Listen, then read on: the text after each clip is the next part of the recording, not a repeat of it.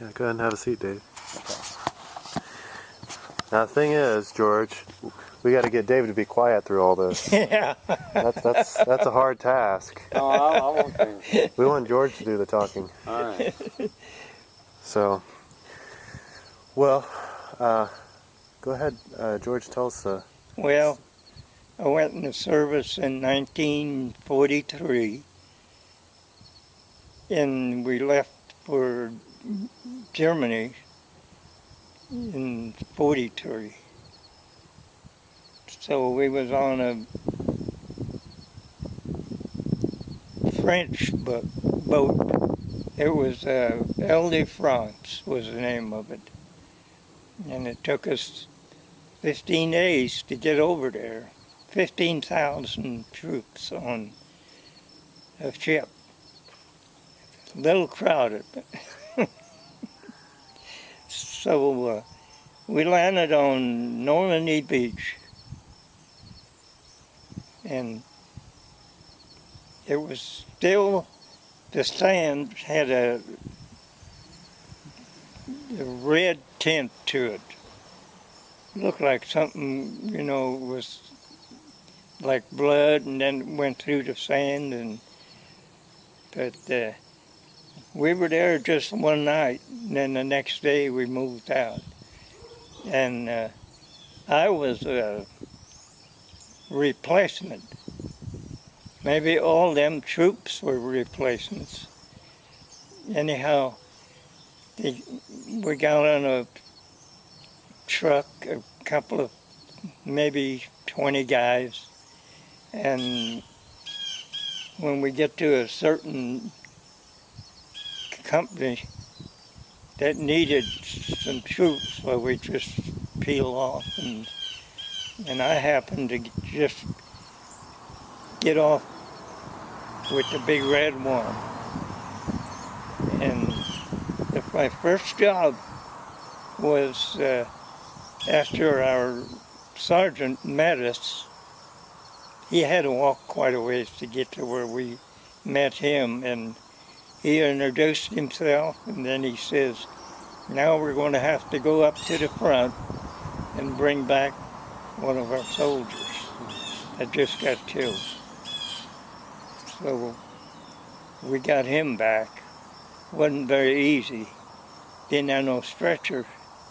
Just had one guy on each leg and the arms, and we got back to where we were staying, and we put him on they had wooden boxes on the side of their houses to store their firewood, and we laid him on top of there. And then the next morning, I had to get up and go on guard duty. And there he was, had his eyes open yet. He looked kind of, was kind of still spooky, but so I went up to the front and was there all day. And that night was a real nice moonlight summer night. And I was through with my guard duty, so I started back, and I got about halfway, and I heard this German counting. 1, 2, 3. That meant 1, 2, 3. And just that quick, I was in a dead run. And I knew what it was. They had a motor coming my way, and I got within 10 feet of where we stayed, but we were staying in pillboxes where they had cement bunkers and had a machine gun window, and then had bunks in the side walls, and had trenches from one pillbox to the other one so they could communicate. And I got within 10 feet, and something told me to get down, and so I just hit the ground rolling to get to the trench. And about that time, that mortar was there too. Was it a soldier that told you to get down? No, it was somebody else was telling me. The Blessed Virgin was with me all the way. I hit that trench and I got up, and there was 2 other soldiers a little ways off in the trench. And they looked at me and they didn't say a word. I guess they should have shot me because I didn't have the password. So that was the first time. And then the second time was when the squad next to us had a tank in front of them. And I was the one that was carrying the anti-tank grenades, rifle grenades. And I went over there and the sergeant met me and he says, let's go. We went over there and started. It was a school, and it had a wall, and then to kind of walk underneath through, And we went a little ways, and all of a sudden he stopped me and he says, "Get down. There's a sniper. Got one of my men here just a minute ago." So we got down and went over there and set up, got the grenades and put a black cartridge in this gun, put the grenade on the end of it, set it on the ground, because they kicked like a... And I didn't see the tank. He didn't either, but he knew where it was at. So we kind of just tried to figure out where it was, and then we shot it off. And when I left, the tank was on fire. So I don't know if we got it or Blessed Virgin probably says, "I'll help you." Yeah, and that was the second time. And then the third time is when we fighting all day, and we got to this little town, and there was a barn on the outskirts of it, and we just got there and we were in that barn, and there was a tank down the road that could just a straight shot at us, and it hit that barn, and the 88 ammunition exploded, and got 3 guys who were laying on the ground out there, and they got me. She knew what she was doing.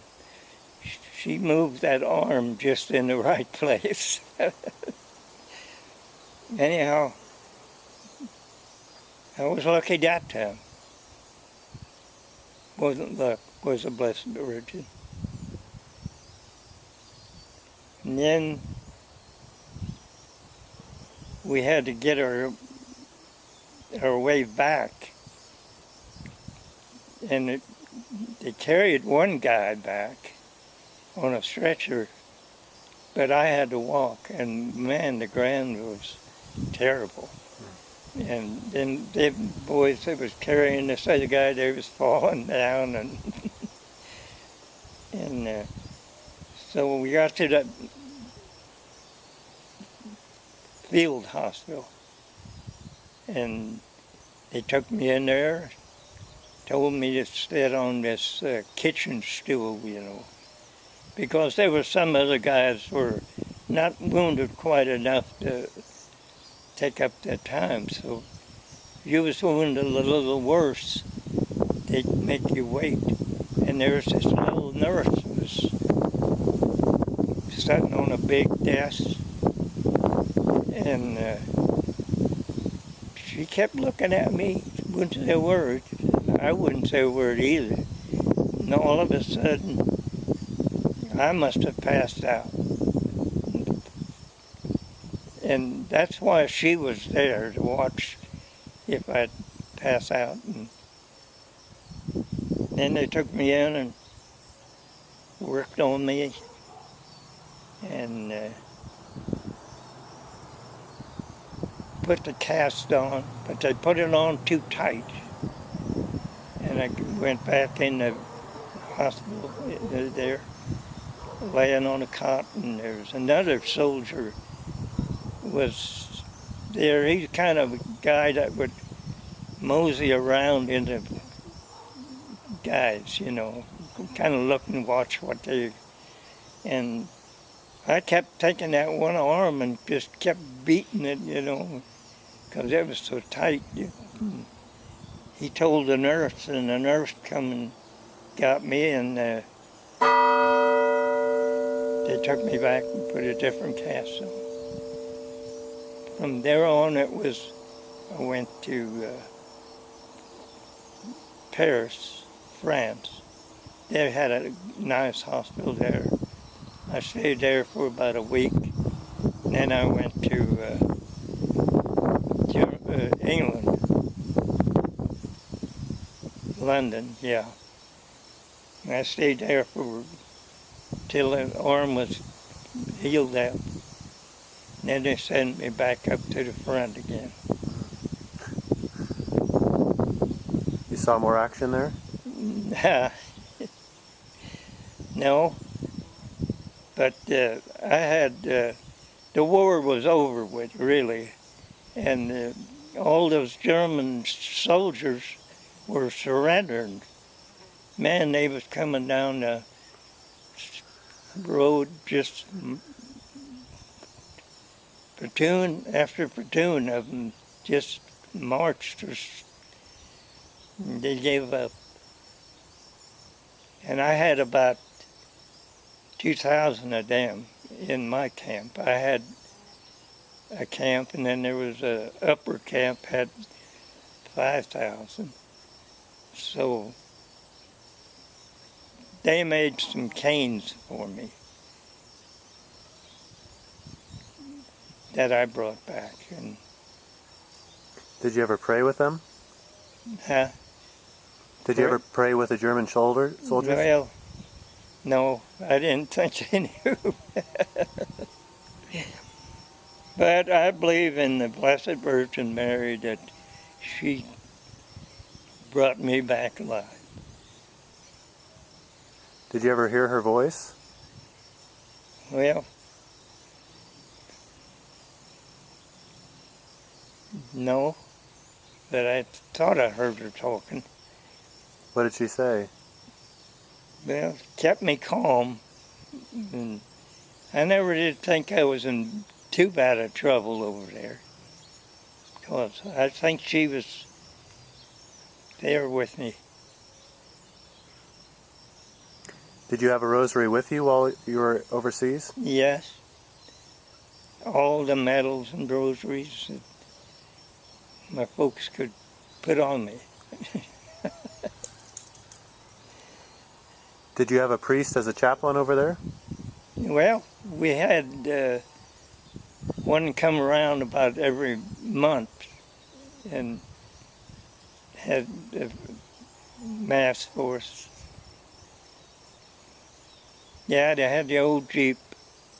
That was the altar.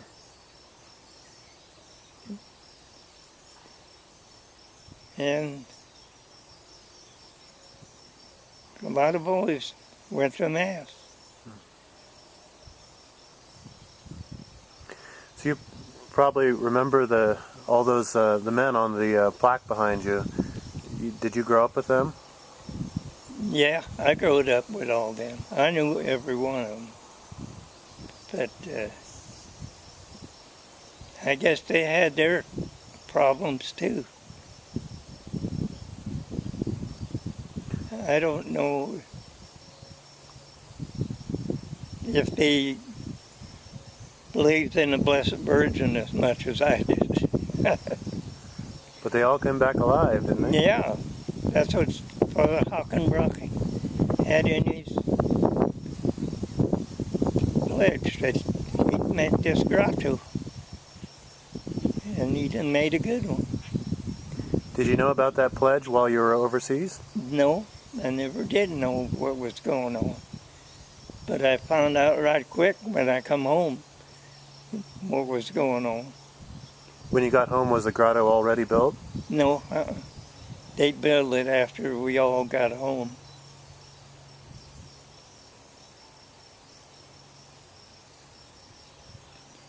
No, I think it was a real miracle that what she pulled off.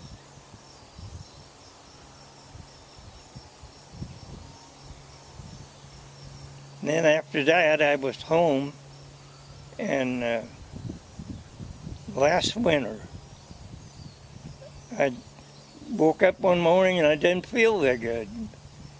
And I called Dave, and I told him, take me over to the doctor. So he took me over there, and first thing they took me in the room and took my blood pressure, and it was 200 something. And then everybody went out and started trying to get a doctor, and in the meantime, there's a little girl in there with me, about 11 years old. And there was a mother or something before that told her, now you go over there and you stand by him and watch him.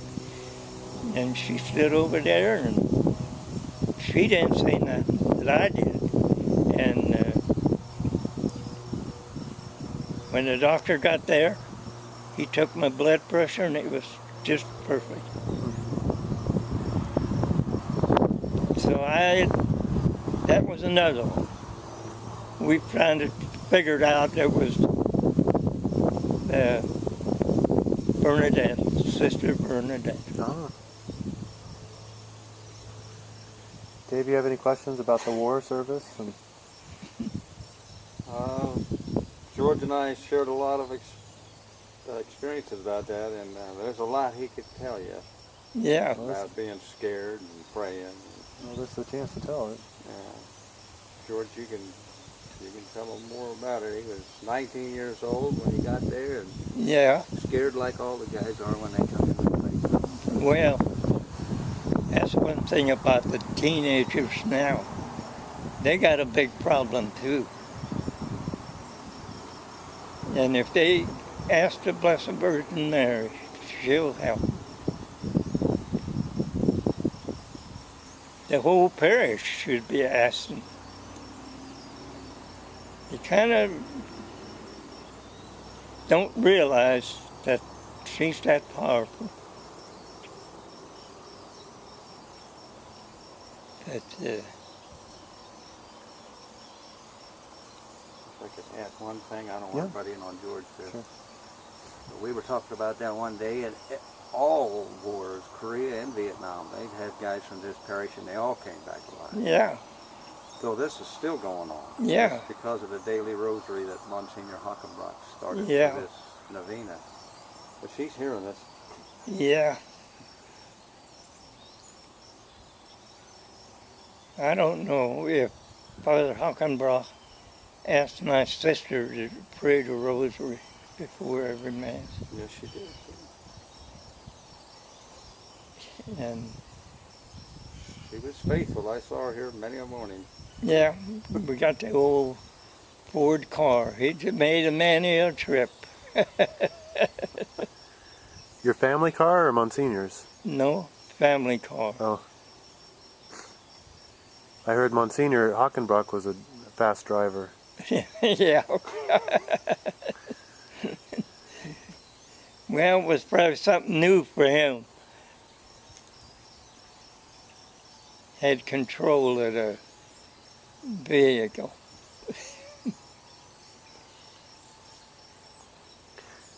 No, we had a lot of good priests in this parish. And I think Blessed Virgin was making sure we got a good one. No, I believe in her real good a lot.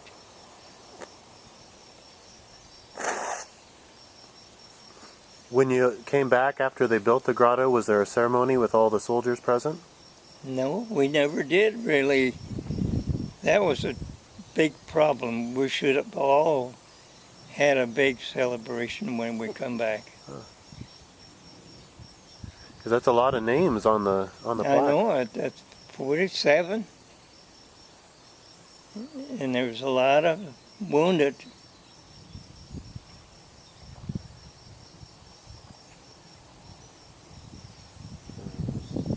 There was 2 of them that were POWs. And like you say, silver stars, bronze stars. I know some of them guys. And a lot of them wounded, like George. They fought on Iwo Jima. They landed on Omaha Beach, and they were in the Battle of the Bulge. George was in the Battle of the Bulge.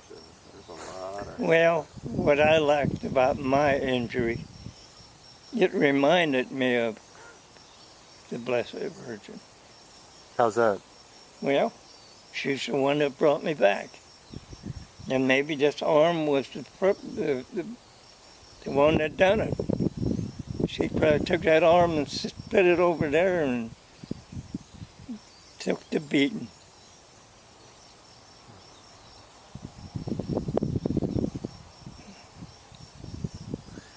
Any other stories, Dave, you've heard before that would be good to hear repeated? Well, just like since I was a medic, I relate to what he was saying. He said that arm took a big piece of shrapnel which busted the radius and ulna there, which was meant for his chest, literally, because he got it across his chest. If that got in his chest, he'd have been dead meat. Wouldn't have been no... No one would have been no George Simon now. Wouldn't have been no grotto here. So, but no, the part that impressed me, Father, is George said he always felt like he had somebody looking after him, and that's powerful. Yeah. George, what do you think nowadays in the 21st century with all the terrorist attacks and what happened, on 9/11 10 years ago? How do you think Americans should respond? Well, I think the Blessed Virgin is working, and some of the other saints, and it's finally, they're coming out and getting a lot of recognition.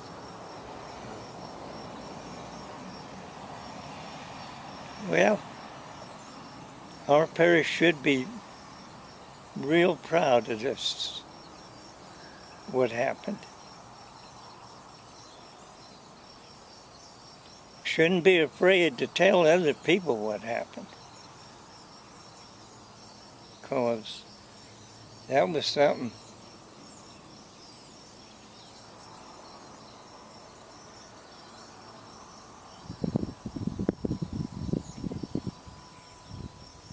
Well, now is the time for the aster, the way the world's going. She'll take care of them, because we got her started with that big World War II miracle. She'll do some more.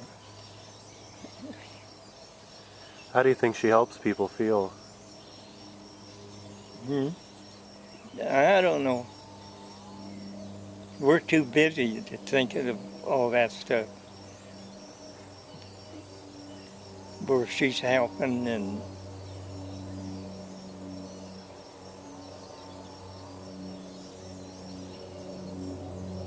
yep, she'll be back.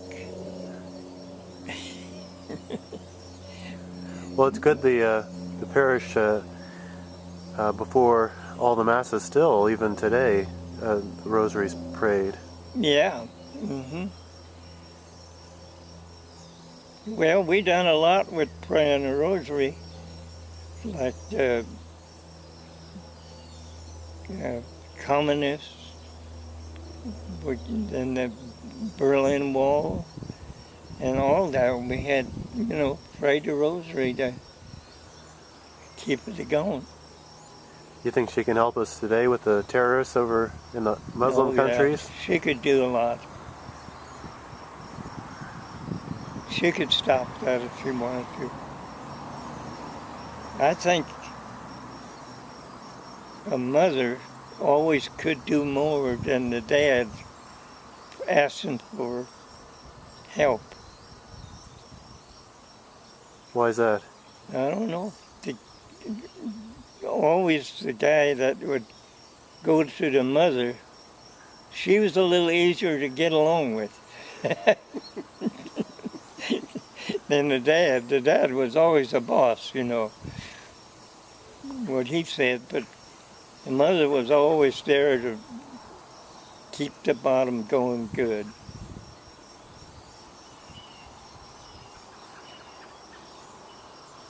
So, Of course, we still got a lot of soldiers overseas in Iraq and Iran these days. yeah, and if we got any over there, they'll come back home. Yeah. She didn't quit just because the war was over with. I know I had 2 brothers went after we come home, Korea and Vietnam. They all came back. There was some pretty rough times in them wars.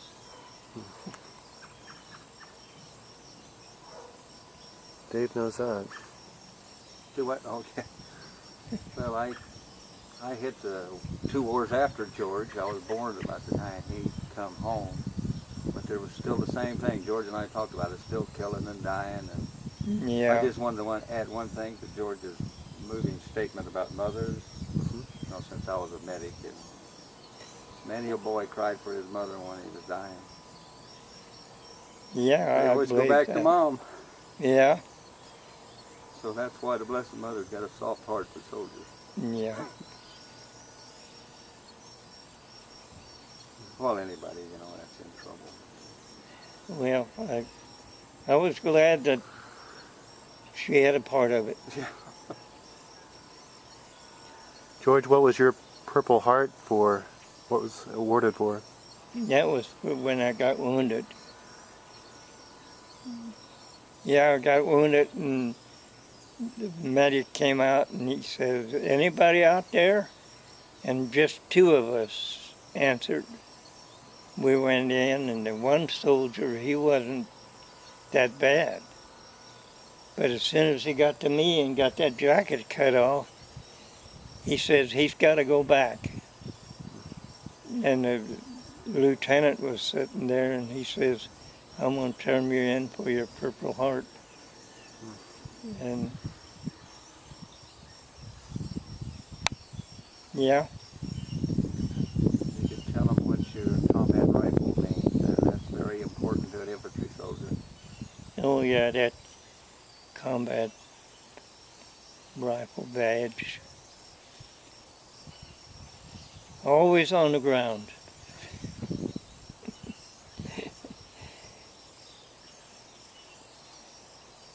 But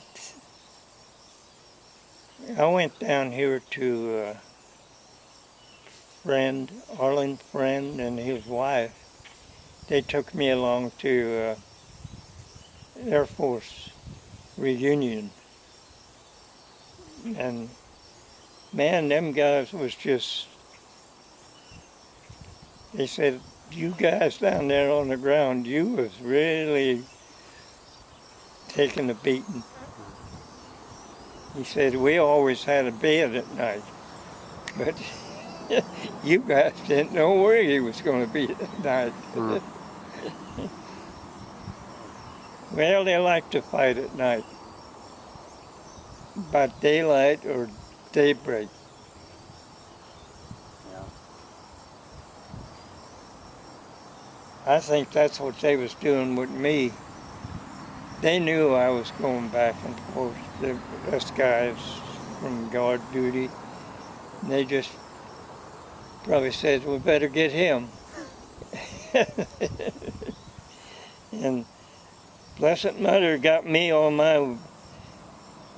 where I was running at full speed. And I just barely made it.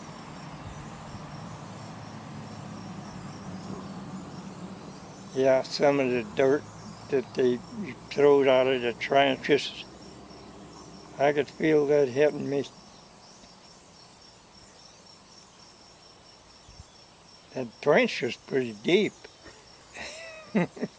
At least 5 foot deep.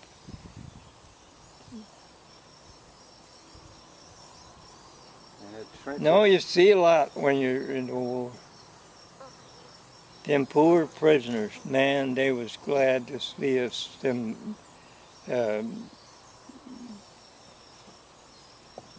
that the Germans captured or kept, like the Jews and the, man, they was glad to see us. Did you ever feel hatred for the Germans? No, I was a German. Yeah, probably fighting my own brothers and sisters. Yeah, my grandpa came over from Germany, but he had quite a few brothers stayed over there. So I know I was fighting probably my own relations. But them people always wanted to get rid of Hitler. They were so glad to see us. And we finally got him.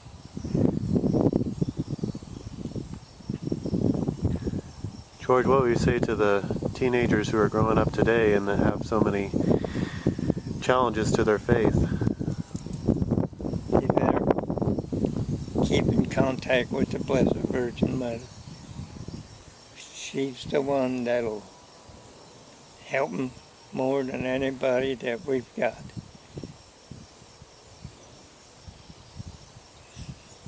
No, they got about like we had a war to look forward to, and now they got a bad economy to look forward to.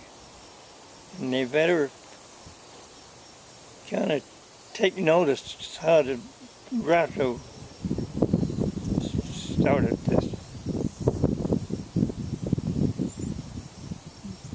Yeah, they got a big challenge, and they better ask for help.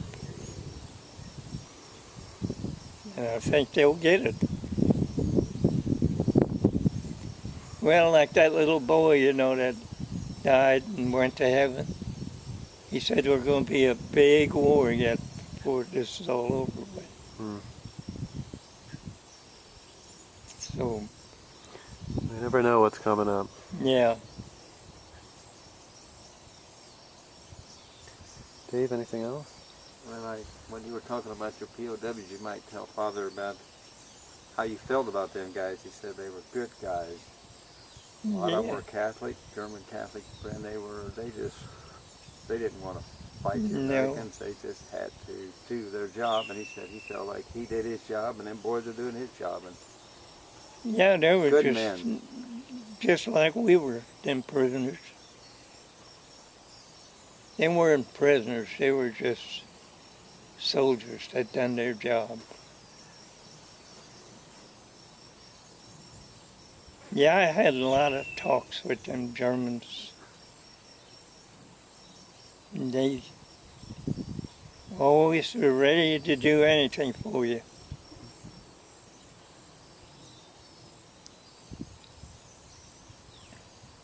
If I could interject one thing, and George is way too humble to say this, but I know as a soldier out of another war that when those prisoners carved those canes, they're beautiful pieces of work of art, and put his name on there and all this stuff, the places he fought and everything.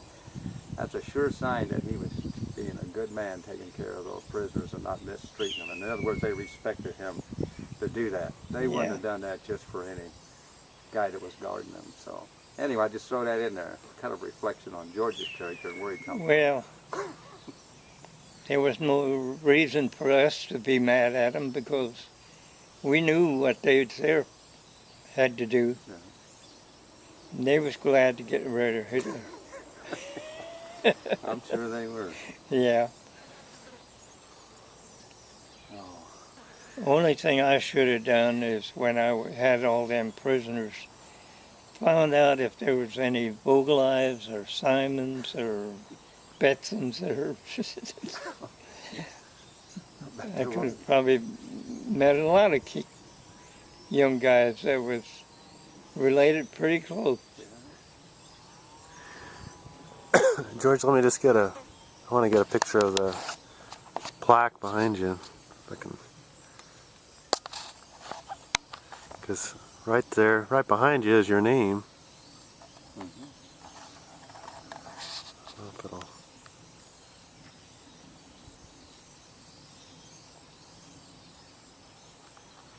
Yeah. Dave, you want to stand behind him and? You mean I get in on this? Yeah. Well, for a picture anyway. And then what was it you were saying? You wanted a picture. Just Oh. Yeah. Just what we got here. Yeah, we're good buddies. You don't have the audio on, do you? It is. Well, I just want to say for one thing, George and I represent a lot of different troops, and I feel very humble representing the Vietnam veterans. We got a number of them around here, and they should be here too, so I don't feel special. I just had the honor of knowing George. Yeah, this grotto is for all of us. All of us.